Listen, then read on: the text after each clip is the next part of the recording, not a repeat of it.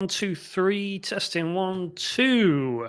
If you can see and hear me, give me a thumbs up in the live chat. That would be awesome. It's 3 p.m. UK time, just going live here.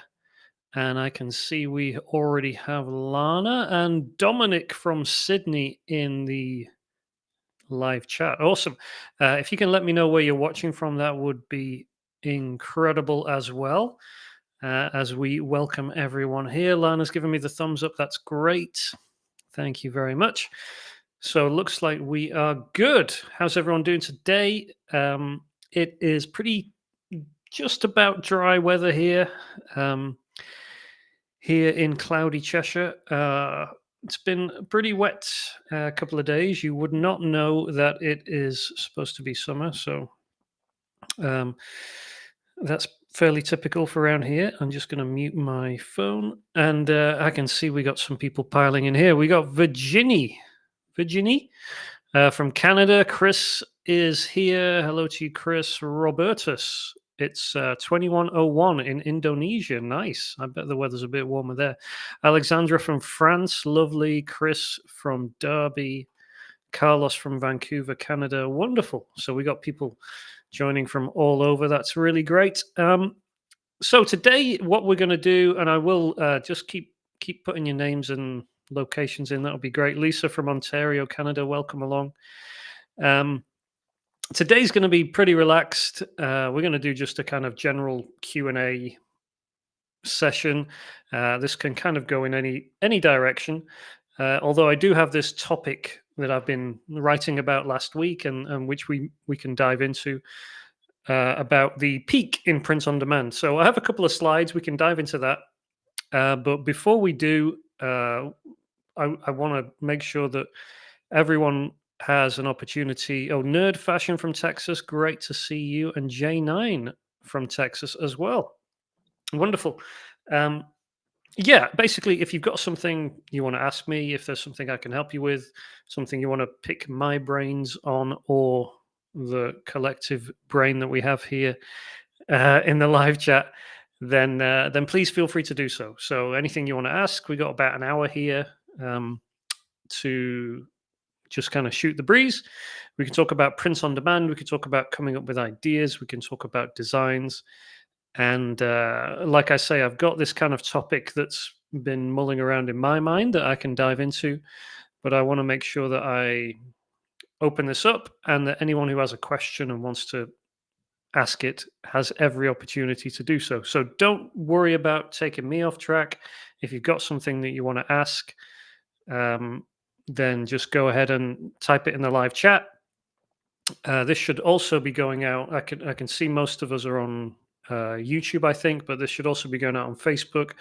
So you should be able to join the live chat there or comment, and I'll be able to see everything here as I stream. So hopefully, technical stuff should be okay. I'm trying a new platform here today. I'm trying Restream instead of some other streaming software. So hopefully this is going out live on LinkedIn and Facebook and maybe even Instagram. I don't know. I'm going to have to check all that afterwards, but at least it seems like we've got everyone from YouTube here, which is good. Beautiful from Nevada, welcome along. Nice to have you. Eric says lots of reps from Canada. Howdy all from Winnipeg. Nice to have you here, Eric. And we've got a question from Virginia, and then Jenkins is here from, is that Florida, FLA? Nice to have you here too. So I think Virginia's here first with a question. So why don't we take that one first and see where that leads us to. So Virginia says, I know it's about the peak POD, but I would like to talk about trend or trends. I'm wondering as an artist if we should do what we like and good at or trend. So struggling a little bit with the question there, Virginia, but I guess the gist is as artists, should you do what you want to do or should you chase trends and that kind of thing?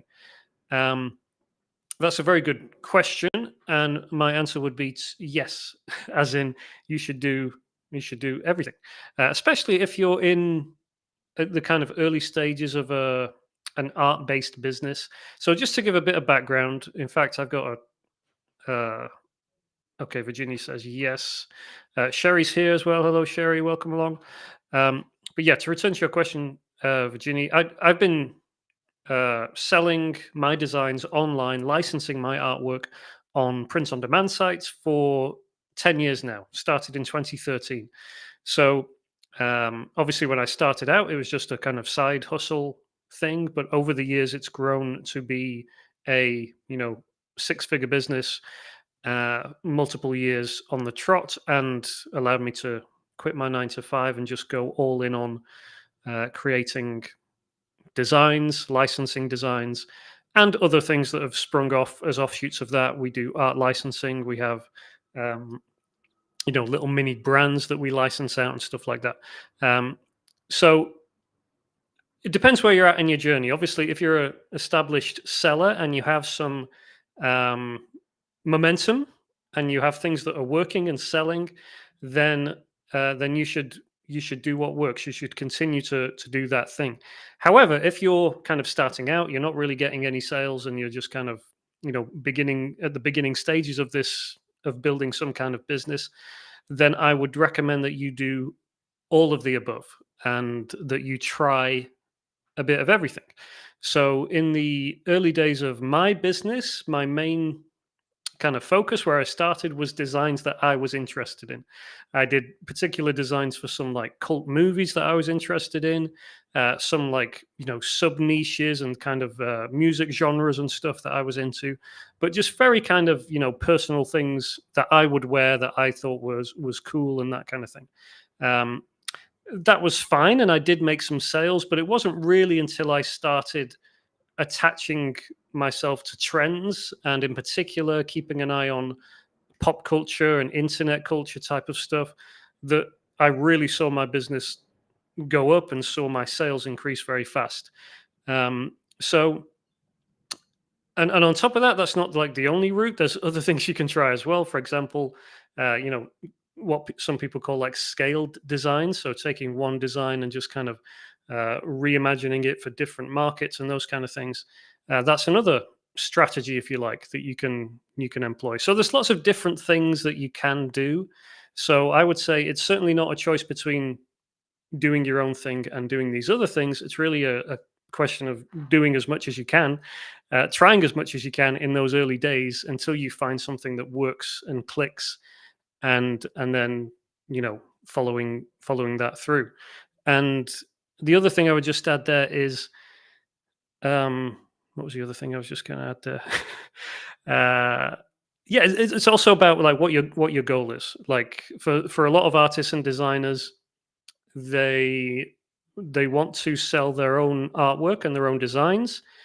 They are less motivated about the money side and the business side, and they are more interested in simply making things available for sale. So this is never going to be a full-time gig. It's just, I mean, it'd be nice if it was, but really, I'm focused here on maybe it's fine art or photography or whatever it is, and this is just a way to make a bit of side income if it happens, and whatever, which is great. Obviously, that's fine.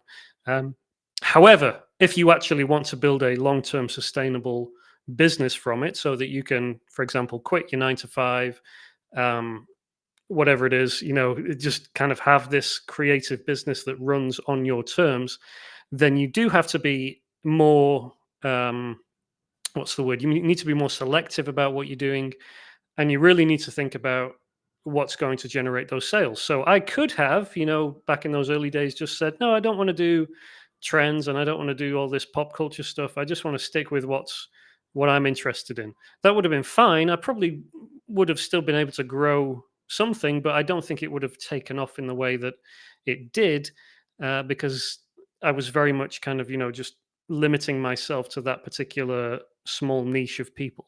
Whereas if you apply your creativity to existing trends or things that are happening, to small communities and lots of them, then you can build a long term business from that. So that was a long answer to a short question. I'm sorry for that, but I hope that helps in some way. Virginia Jenkins says yes, he was from Florida. Sherry is here. We've got EGK from Nuneaton, UK, and we've got a question here from Neil. So keep the questions coming, guys. I will get through them. Don't worry about that. And Neil is up next. He says, "I need to know how to launch POD. How much do you rely on the platform's SEO?" Great question, Neil. Yeah. So when it comes to print on demand, you basically have a dividing line between two ways of selling your stuff, your designs. There are print on demand websites. I call them print on demand sites. And these are places where customers go and they buy products, and the website prints the product, ships the product, and there's nothing you have to do and you're not involved in any way whatsoever.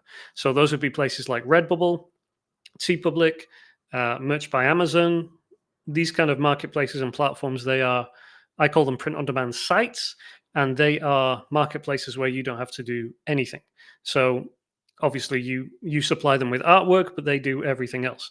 And then there's also, that's one side of the line. The other side of the line is where you would use a site or a marketplace like Etsy, or you might sell on your own Shopify store.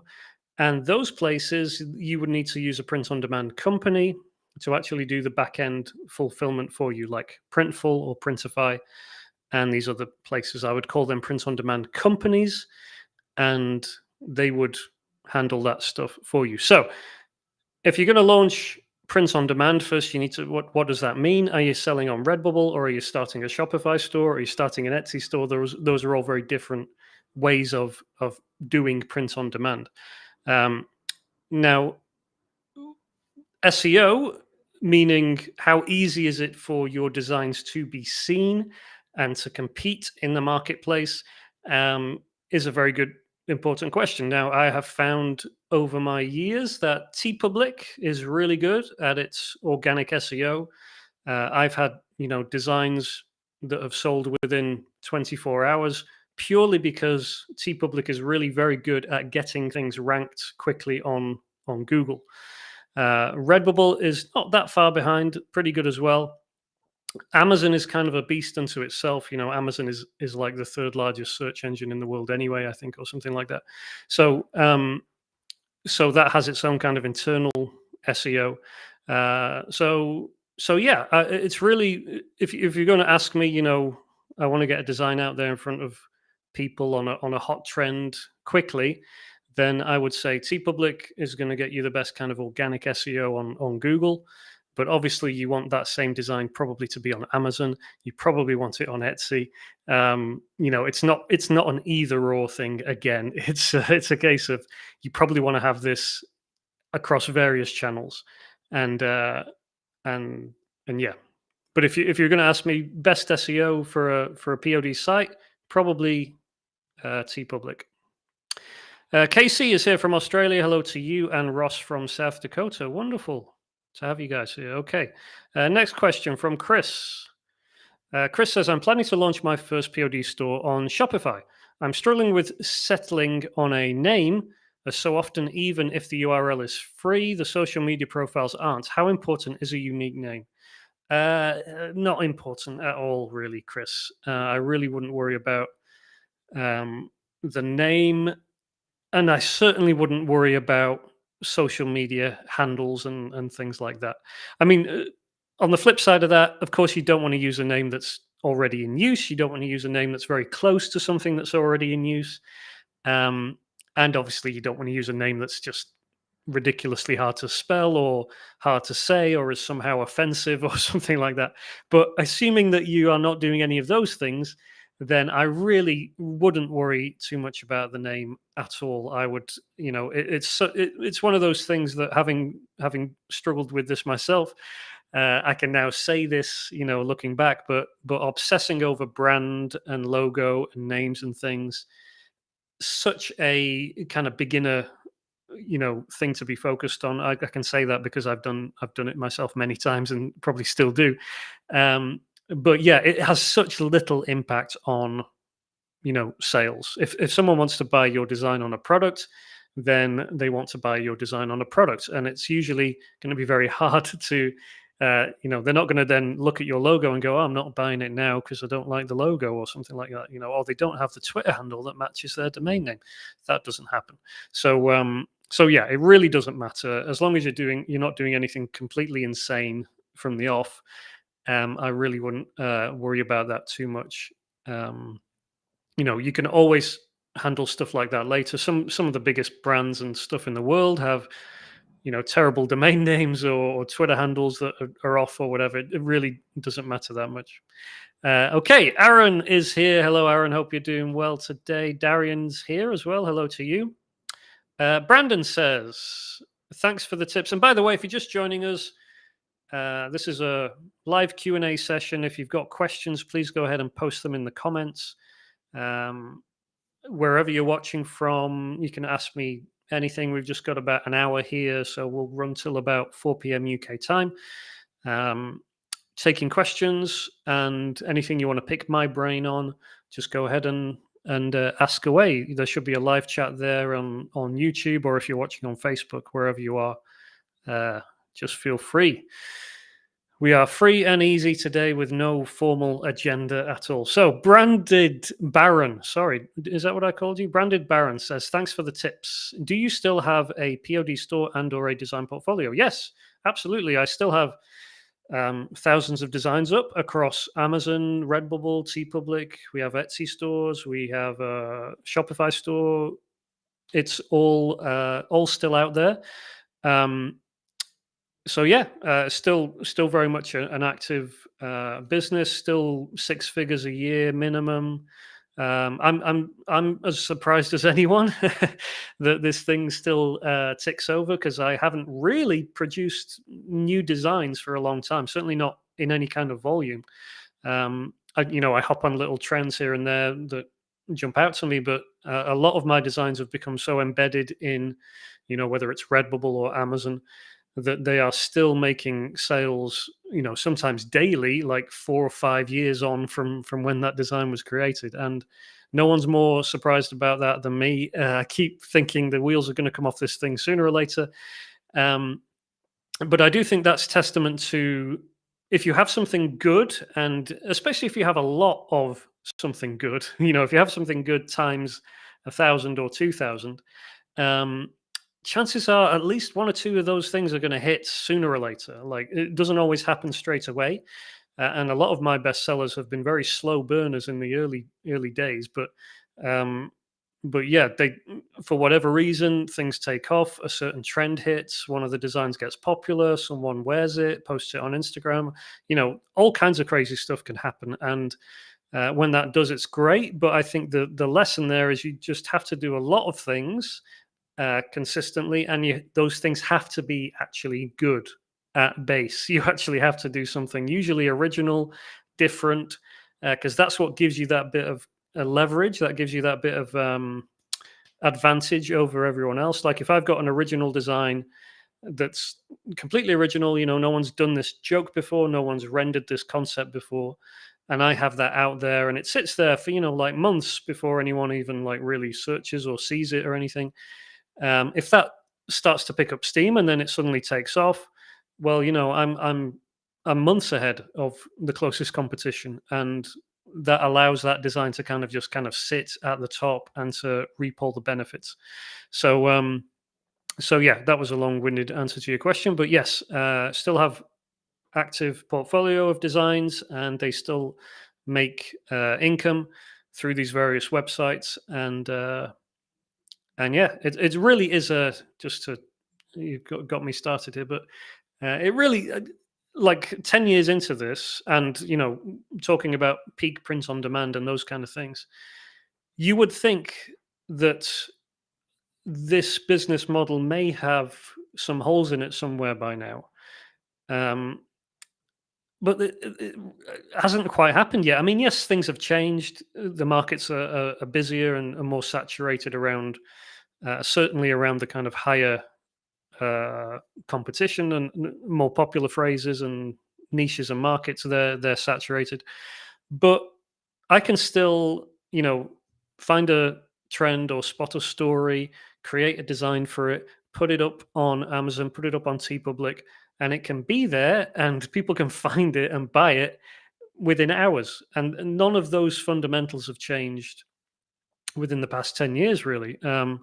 So yeah, that amazes me. And I think as a business model for designers, yes, you have to create a lot. Yes, you have to put a lot out there. It's a lot of effort in terms of consistent output and honing your craft and sticking at something and doing it consistently. But it's almost, I feel like, obviously can't say it's like guaranteed, but if you do this for like 2 years and you're not, you're not actually dumb, you actually like pay attention to what's working, you pay attention to what's selling, and if you commit to, like, I don't know, even just like a design a day or something like that, I don't see how this doesn't work for you. I'm not saying that that gets you to 10,000 a month or anything like that, but I don't see how it doesn't put you way ahead of, where you were, give you all kinds of opportunities, art licensing opportunities, brand building opportunities, plus, of course, the actual sustainable recurring income that comes from these platforms. So that was a very long-winded answer, but I hope that helps. I can see a lot of questions keep coming in. Okay, I'm going to speed up a bit here. Sorry, Darian was next. Darian says, I know that TeePublic and Redbubble are owned by the same company. Do you ever see them just merging TeePublic and Redbubble into just one site?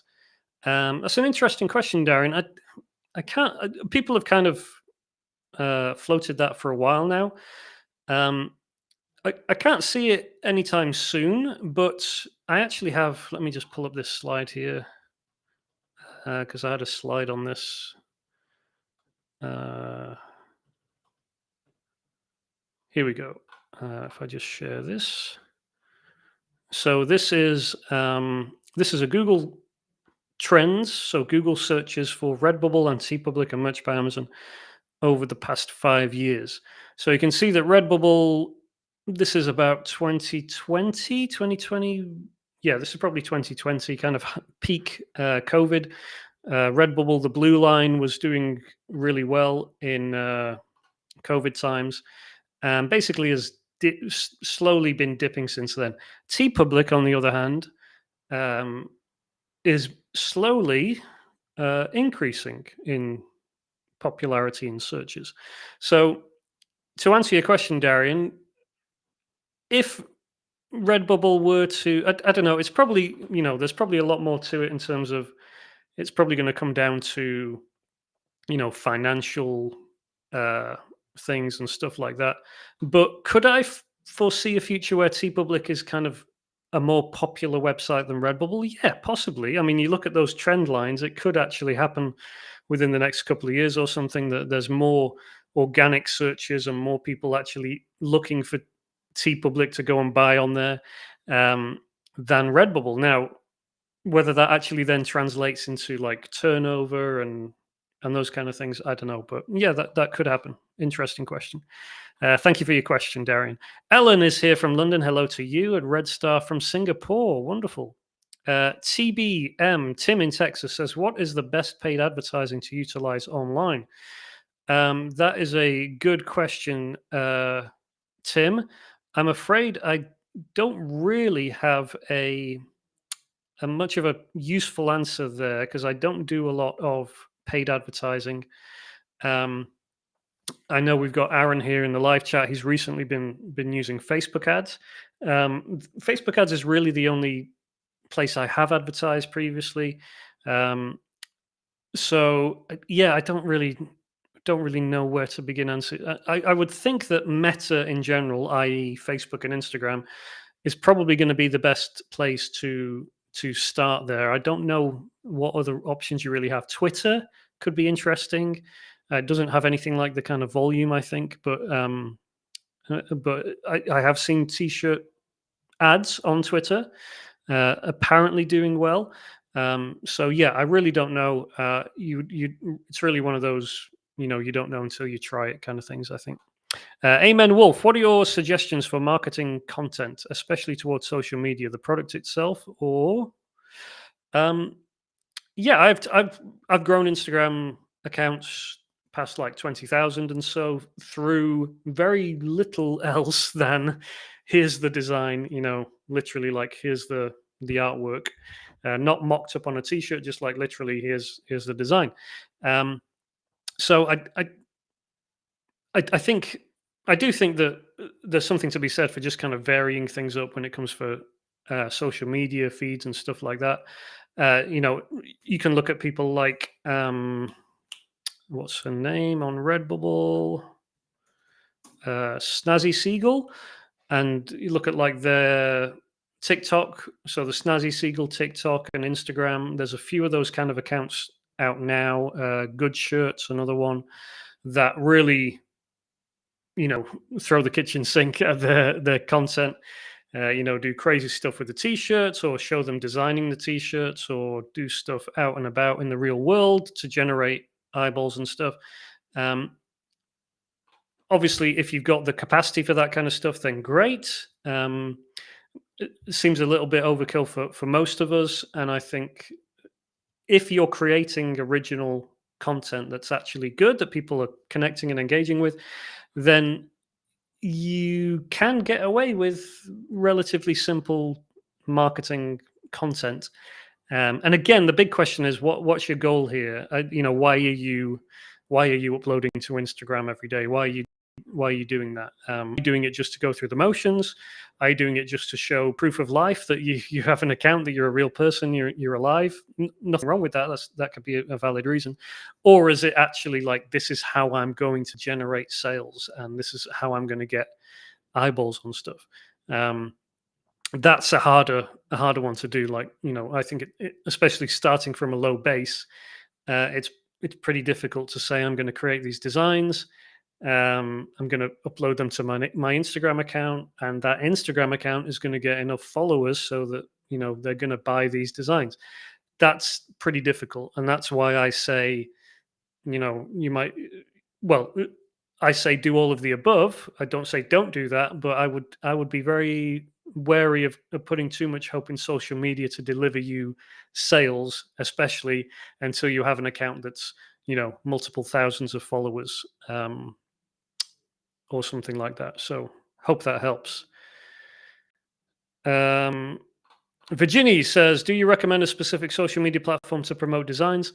Not really. I mean, Instagram has been the most worthwhile one for me, but you do see people doing pretty well as well on Twitter. I'm sure there's people doing very well on TikTok. It's really just about trying different things and seeing what works for you. Michelle says, "What's the best way to look for trends?" For me personally, it's just keeping your ears and eyes open, and for me that means Twitter, and that's it. Yeah, I'm a bit of a Twitter addict, and when something's popping off, you can see it there. Instagram as well, and the kind of things I look for are memes and jokes. Um, Whenever you see a kind of repeated topic that keeps kind of coming up, obviously, Twitter trends is something that you can look at. They'll tell you this is trending, and that can be a hint. But oftentimes, it's more organic than that, and you just kind of have to keep your ear to the ground and just kind of and go, "Oh, that's the third joke I've seen today about that topic," or "That's interesting. I saw something about that last week, and now it's here again," or "That meme's from a month ago, and now it's back again, and there's been three of them today."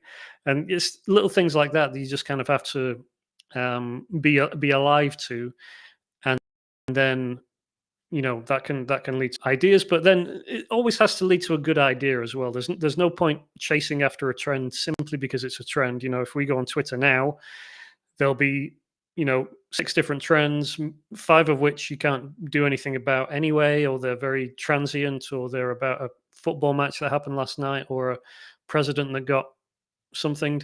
um you know so it's really, yeah, it has to be about take there has to be some kind of trend or underlying interest, but then you have to be able to attach a really good idea to that. And that's where the kind of supremacy of the idea is so important. There has to be an idea that hooks me enough to go, "That's really funny, that made me laugh. I'm going to create it. I'm not sure that someone's going to buy it, but I'm going to put it out there anyway, and let's see what happens." I might have an example of that to share here. So yeah, I can. Where's my store? How are we doing for time here? We got about half an hour. We're okay. Um,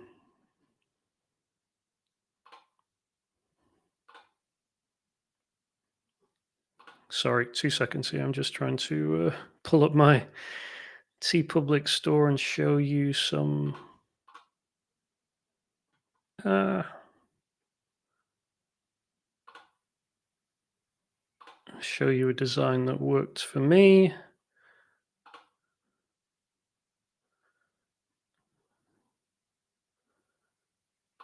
Okay, here we go. So this is a good example of that on the subject of trends. So uh, I'm sure most of you will have heard about this. This was several months ago now. There was this Glasgow Willy Wonka thing that was blowing up, a very poorly organized experience for families that was supposed to be themed around Willy Wonka. And yeah, this was doing the rounds on Twitter, on Facebook. There was lots of interest in it in general, and lots of news articles being written about it. And crucially, there were memes, there were jokes, there was people drawing, elements of it and things like that. So I thought I'd hop onto that. I threw up some designs here about one of the characters from that, which was this the unknown character. This is one of them. The unknown did nothing wrong. So I just drew this up. I did about 3 or 4 designs similar to this, and this sold us smattering, but literally all organic within 24 hours, uh, all via T Public. I think it's sold a few on Redbubble as well. Not like a um, world class trend by any means, but that's a good example of an opportunity that comes around once every now and again, where there's some kind of story, some kind of usually funny, usually light-hearted. Not I'm not hopping on Trump stuff right now or anything like that. I tend to try and keep it safe and family friendly generally. But yeah, that's a good example of like a little trend where if you've got an idea that works, like this was funny to me, the idea that there was this character called the Unknown and he was scaring kids, and to do something like the Unknown did nothing wrong was just kind of funny. And it just worked, it made some organic sales pretty easily, and several of the other designs did as well. So that's just the best kind of real life example I can give for something like that. Valentina says, "Is it still relevant to upload so many designs regularly to POD to increase the sales?" That's an interesting way you've phrased that question, Valentina. So many designs regularly to increase the sales. There's a few things that happen when you create a lot of work. Like if we go back to 2016, I think when I left my 9 to 5 web designer job and just went all in on creating designs for these websites and licensing my artwork. I committed to then create. I was like, I have to create 5 designs every day. That was my target, and I would write down on a piece of paper, I'm doing this design, this design, this design, this design, this design, 5 designs, and then I just scratch them off as I went through the day. Um, if you've not set like, and for me that was an incredible high bar. That was like, I've never done anything like that. Previously it was like I might do a design a week if I'm motivated to do so. But this was, I have to do 5 a day, otherwise I have to go back to the 9 to 5, and I don't want to do that. So um, if you've never done something like that and stretched yourself, and maybe 5 designs for you isn't a stretch, maybe it would have to be 20 or something, I don't know. But when you set a target like that is beyond what you're typically used to, yes, you increase the chances that you're going to make sales because you have more volume, right? Just all else being equal, if you have more designs out there, you are more likely to make sales. But what's more important than that is, in this process of doing something repeatedly at scale, you are getting better at what you're doing. You're getting faster, which is true, but you're also getting better at figuring out what works and what doesn't. You're becoming more efficient, and you're realizing this idea clicks where that idea doesn't click. And you're seeing things like, oh, that design sold. last week. So maybe I should do more stuff like that. And it's those things that mean that you can make progress really fast. So, yes, it's the actual amount of designs you have, but more important than that, especially for the long term of your business, and if you're going to have something that's sustainable and grows, is it's you doing something hard and churning stuff out and learning and getting better at what you're doing that really makes a difference. So, um, is it relevant to upload designs regularly? It's not relevant. It's essential if you want to build a solid business from this and you want to get better at it. Um, the only caveat I think is that if you're literally like a, I don't know, Da Vinci level artist, or you're, and I mean Da Vinci as in Leonardo da Vinci, not the software. I mean, if you're like really good at something that everyone who sees your work like falls over and opens their wallets and immediately wants to buy things from you, then maybe you don't have to produce a load of stuff. Maybe you're a fine artist and it takes you 6 months to paint a canvas and it hangs in the Louvre or whatever. But if that's not you, and you're more like me, and your business is going to be built on hundreds or thousands of unique puns and jokes and one-liners and funny designs and funny little sketches and things like that, then yeah, volume is essential. If you're going to get good enough to build a business on it, it's essential. I don't see a way that you can get through doing a couple of designs a week or one design a week, unless you're willing to wait a long, long time for this business to work for you. Um, Okay, by Marazen says, "Hi, as an artist, it is sometimes hard to follow trends. I find it a bit forced and, to be honest, kills my inspo. Any recommendations?"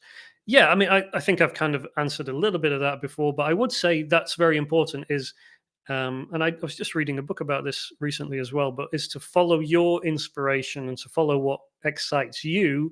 And that's kind of what I was trying to say about um, like the supremacy of the idea. Like if this idea hadn't jumped out to me and been like, "Oh, that's funny. I want to get that out there," um, then I wouldn't have created it. I would have spotted the trend and maybe thought, "Oh, that's kind of funny." Glasgow, Willy Wonka, ha ha ha. Maybe there's someone will create some funny designs around that, but it's not going to be me.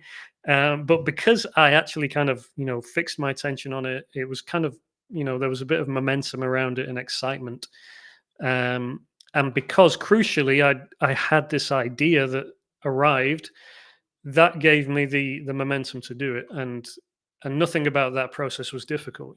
This wasn't a slog, this wasn't hard work. It was, oh, that's a funny idea, let me sketch it out, this is fun, da da da. Half an hour later, we've got a few designs up and away we go. So yeah, I wouldn't force yourself to pursue any trends that are you know uh or nothing. That the thing is, like, does Glasgow is there a niche called the Glasgow Willy Wonka experience niche? No, not until after the fact, right?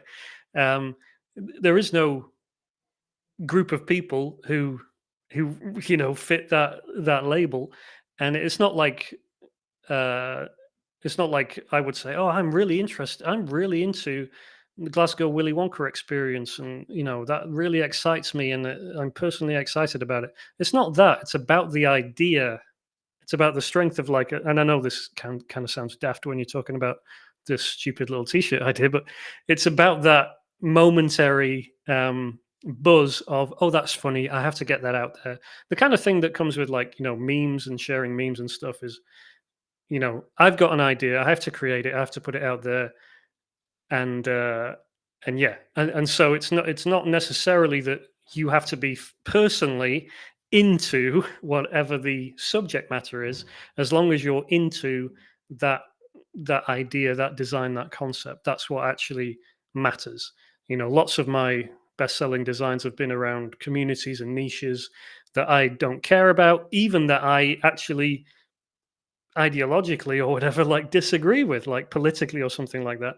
um so I've been able to put that to the side and just say, when you've got a good idea, you've got a good idea. And I think good ideas should be turned into designs and put out there, and I'll happily benefit in in profit from a political movement or something that I disagree with or whatever. I feel happy playing all sides. It's really about the idea that's the most important thing. Um,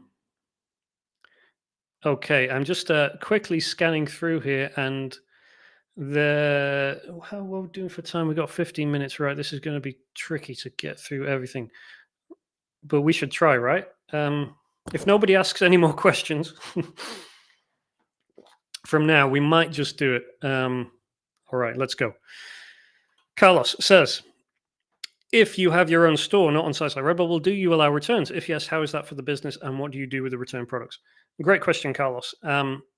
Yes, I have done that. Yes, I have allowed returns, and you just have to eat it. You have to eat up the cost, and it is going to be a cost because you're paying for the product to be produced and to be shipped, and hopefully you can get the customer to ship it back to you, and then you have a T-shirt that you can. I've done giveaways with return T-shirts, or you can just donate them or whatever. Use them for marketing purposes. But yeah, you have to eat that. So you have to bake that into your projections and your budgets and your running costs and stuff like that. You are going to have returns. You're probably going to have to eat some of that cost. Ellen says, I found your advice to double down when you make a sale and make more of that thing very helpful and does lead to more sales. Yeah, absolutely. If something works, keep on doing it and keep doing it until you are 100% convinced that it has stopped working for some reason, or at least you're getting significantly diminished returns. So yeah, some of the biggest mistakes I've made is not keep on doing that thing that's really working well for you. For whatever reason, we get distracted very easily, don't we? Virginia says, how to be trendy and not infringe copyright. Don't really understand that question. The only thing you have to do to not infringe copyright is simply don't infringe copyright. Don't copy anyone. Don't directly copy anyone. Do original stuff. Darian says, how do you approach companies about licensing opportunities? That's a really good question. The recommendation I'd come back to on this is there's licensing shows. There's a couple of licensing shows that happen every year. There's a big one in Vegas called the Licensing Expo. There's one in London called Brand Licensing Europe. These are like trade shows, where they have the big trade shows, and they are free to get a ticket to and to attend. Now, these shows, these Licensing Expo shows, they are typically for like mega brand, like mega IP, like your Universal and your Warner Brothers. That's where they all are. But there will also be like some small creative artists and designers type brands there. So I would just, as a starting point, if you're completely new, just register for one of these expos. Go along, walk the floor, try and talk to people. Just put yourself, not put yourself out there as in go to advertise your stuff, but just try to understand how licensing works in general, and get a feel for that kind of thing. And they usually have like a program of seminars and free stuff that you can go to. So that's where I would start. But then if you want to kind of skip that and you're kind of a bit more advanced than that, then you can absolutely just, find who is the decision maker in that brand, cold email or LinkedIn or something like that and say, hey, I think you're a really good fit for my artwork. I've got this mini brand, this collection of artwork and designs. I'd really like to show it to you. You really want to make sure that you package things up well and very professionally. But yeah, there's a lot to be said for just reaching out to people directly if you can do that. So yeah, okay. Scanning for questions.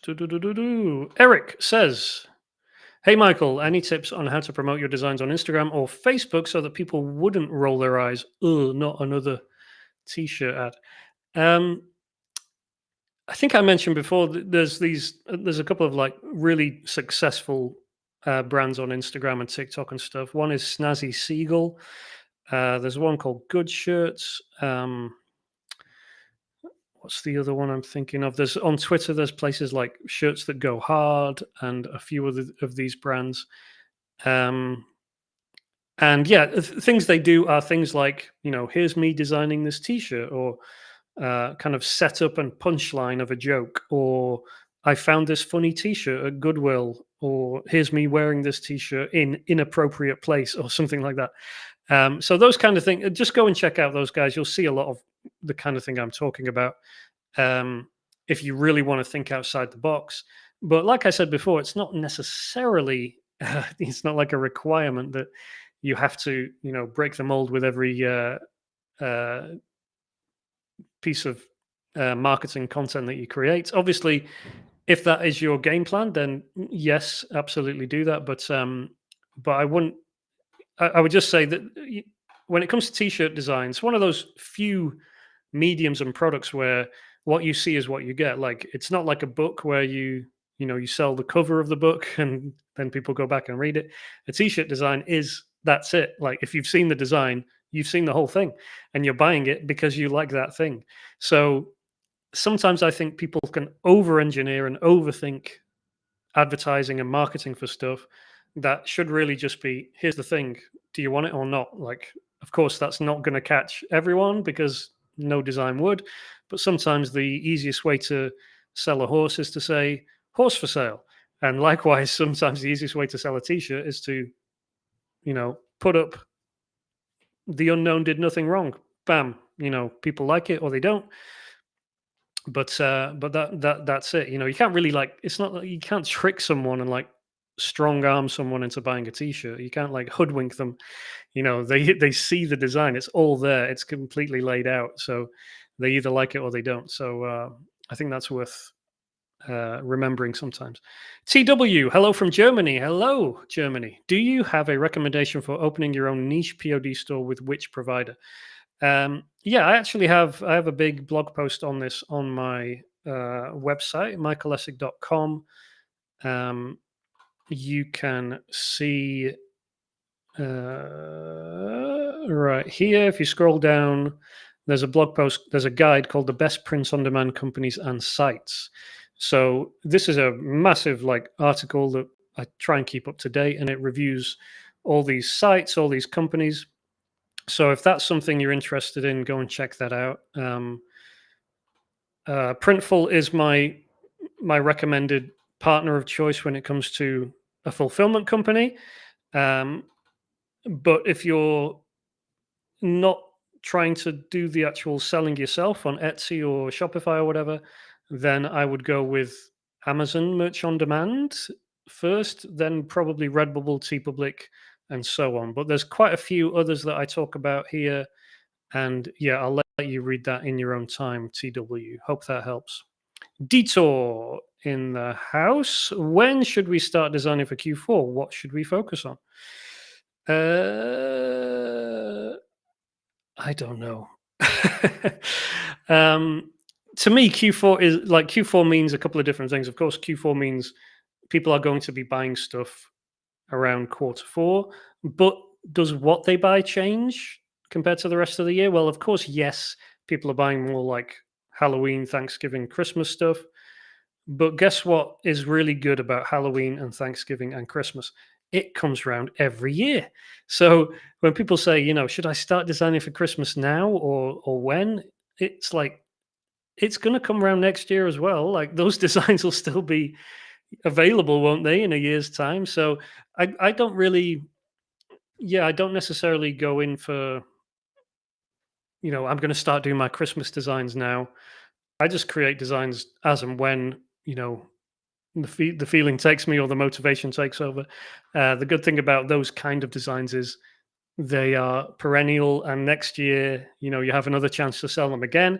And that's happened. I've had Christmas designs that have been passed over for 2 years, and then all of a sudden, third year running, it takes off and becomes a trending design. So yeah, I don't really have I don't think in those terms. The only caveat there would be if you're doing art licensing. So if you're working with an art licensing partner for things like greetings cards or other products, they often will be like, your Christmas designs need to be in by the end of March or whatever.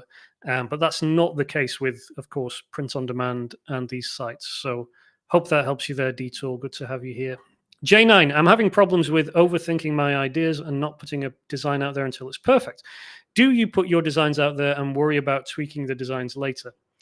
Um, I don't worry about tweaking the designs later, but I certainly put designs out there that are not perfect. I think one thing you've got to remember is there's no such thing as a perfect design, and there's not even such thing as the perfect version of a design. There are designs that are effective and do the job of communicating a joke or an idea, and it's kind of a spectrum, right? You've got this is really effective, it does the job, all the way down to this is completely confusing and misses the point and whatever. And I think that's one of the things you learn over time as a designer. But the most effective designers, not necessarily the most talented artists or whatever, but the actual the ones who usually find success and consistency are those who are able to go, thus and no further. Like this is fine. This does the job. I'm not over engineering it. I'm not under engineering it, but it works. And oftentimes that's simpler than a lot of artists and designers would like it to be. It pains us to see, you know, stupid, simple text only design beating my elaborately designed, artistic hand lettered thing. So yeah, I would err on the side of, especially if you're not killing it currently with whatever you're doing, then your mindset should be more, more, more at the expense of perfection. But of course, you should also know that perfection doesn't exist, and it's really about something that does the job rather than something that whatever perfection is. It's just it's a false, it's a wild goose chase. Okay. Just scanning now for any more questions. I think we got about 10 minutes left, 7 minutes left. And I think, we might just get through these. So wonderful. Okay. Where's this one? By Marazen, what do you think? What do you do with the Willy Wonka trademark in that case? I believe that a place like Merch by Amazon will not accept that. Yeah. Certain sites will be stricter than others. So Merch by Amazon, probably the most strict, where you wouldn't want to use terms like Willy Wonka or whatever. But you could write Glasgow, the unknown, chocolate factory. There's ways around it that are not going to be too close to the bone. Or you might just say, I don't want to risk it. I'm just going to keep that off Amazon. I'll put it on my Etsy store. I'll put it on my Shopify store. I'll promote it on Instagram and whatever, but I won't list it on these sites. So some of that comes with experience, but yeah, you can chop and change. Not every design has to go everywhere. Not every tag or title or keyword or key phrase has to go everywhere as well. You can shake that about as well. So I hope that helps. Saffron Jade is here from the UK. Hello, Saffron. Jan says it would be great if you would sell an ebook or something with more information regarding licensing out stuff and licensing out little brands, as you mentioned. Your POD content is great already. Thank you, Jan. Yeah, I do have I do have a course and community. Not doors are closed on that at the moment, but yeah, keep an eye out for that. But I will take that on board. I think that's a good idea to do something about little brands and putting together little brands that you can license out. That is a good strategy that I should probably put together some more content on. So thanks for that. Jan says, reworded as a question, when do you think should a designer sell a pivot from uploading to PODs to licensing out stuff? How did you start out with the whole licensing stuff? Major upsides or downsides? Okay, yeah, let's try that. I don't think it's necessarily a question of pivoting as much as it is, again, both and rather than either or. I have designs they're on various online channels, and for some of those designs, we've created a kind of mini brand, and there's a thread running through a series of designs, for example, and then we kind of package those up and say, here's a brand, and we give it a name, and we get a domain name maybe, or a Twitter handle, and an Instagram handle, and then we create the brand, and then that is then licensed out. So one of these is currently going through the process of being licensed to retailers right now, and yeah, those designs are still on they're still on Redbubble, on TeePublic, and everything. That it's not either or, it's both and. So yeah, I think it's less about pivoting. I think the main key is that often with print on demand stuff, especially with me in the early days, you are thinking in terms of individual designs. You're thinking in terms of, this is a good idea, this is a good design, on to the next one. This is a good idea, this is a good design, on to the next one, without there being any kind of thread that ties them together. And that's the key for really a kind of coherent brand, is there has to be something that can tie them together as a brand. Now that could be like the visual style, it could be the subject matter, but there has to be something there. You can't just be like picking all these random designs from random markets and random niches and random styles and throwing them together and calling it a brand. So you can do that by design, or you can kind of do that after the fact in some ways. But that's the way I'd think about it. And yeah, how did I start out? I did go to some of these licensing shows. I walked the shows. I tried to learn everything I could. I talked to people. Ultimately, I actually had a stand at one of these shows in London. I met, and because of that, uh, we met with licensing partners and people, and we signed agreements, and just kind of rolled from there, really. So yeah, it's one of those where you can learn everything you can, but the quickest way is to get out there and dip your toes into it and go and meet people and talk to people, and just try and see what you can come up with. Upsides and downsides with licensing: it's very slow to get things off the ground. You're not getting instant feedback on what sells. We've had designs that have been doing great licensing wise, but we didn't know until like a year later, and we'd be like, what design is this that's been making all this money?" And they'd be like, "Oh, it's this one." And why?" And it's really kind of, compared to like print on demand, where you're getting instant information about what's selling. That's a kind of downside.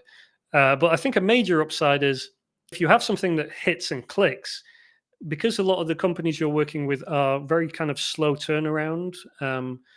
You're talking about, like, if you're doing a calendar or things like this, like these things take a long time to produce. And so you could have something, we've had like a wall calendar agreement in place for several years now. Literally all we do is like put together a few designs every year, send them over, they go into the calendar, and we get licensing income from that. And it's just because there's kind of an inertia there once you're inside the market. It's not a very fast moving, high competitive market.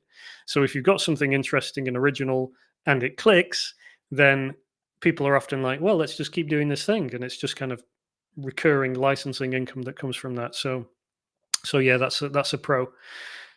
Um, I think we'll have to take this one as our last question. So sorry if I'm not getting to you, but last one: nerd fashion. In the US, customers are used to fast shipping. In your opinion, does it make sense to have your own inventory for your best-selling designs so you can ship them quickly and increase sales profits?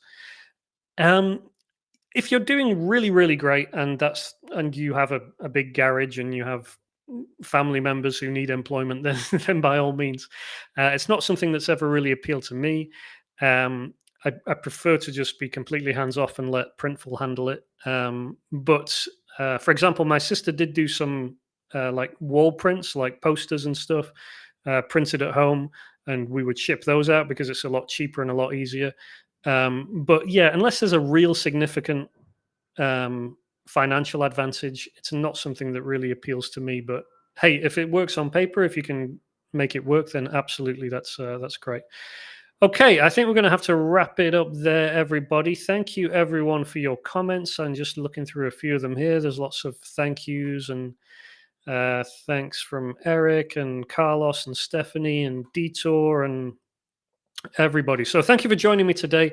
Let me just throw my slides up 1 second. If you're not already on my email newsletter, then you need to get on that. I'll just share the slide here. If you go to michaelessick.com/newsletter, I send out free frameworks and tips and tricks and advice, just like the stuff I've been talking about here.